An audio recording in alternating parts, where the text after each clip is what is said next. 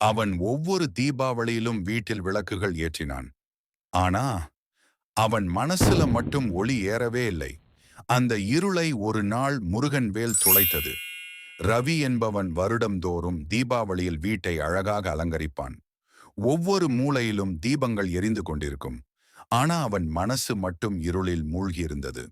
கோபம், தோல்வி, மனவருத்தம், இதெல்லாம் அவன் உள்ளத்துல ஒளியை கூட ஒளிர விடவில்லை.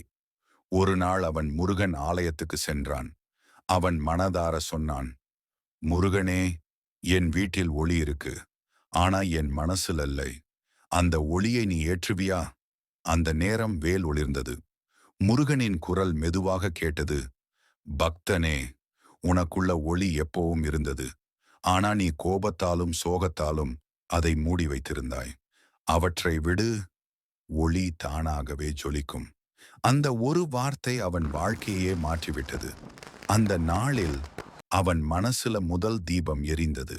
இந்த தீபாவளியில் வீட்டில் மட்டுமில்ல, உங்களின் உள்ளத்திலும் ஒளி ஏற்றுங்கள். முருகன் அருள் உங்க மனசையும் ஒளியால் நிரப்பட்டும். இந்த கதையோடு உங்க மனசு கனெக்ட் ஆனா லைக் பண்ணுங்க. காமெண்ட்ல உங்க எண்ணங்களையும் பகிருங்கள். முருகன் துணை சேனலுக்கு சப்ஸ்கிரைப் பண்ணுங்க. ஒவ்வொரு நாளும் ஒரு ஒளி வார்த்தை.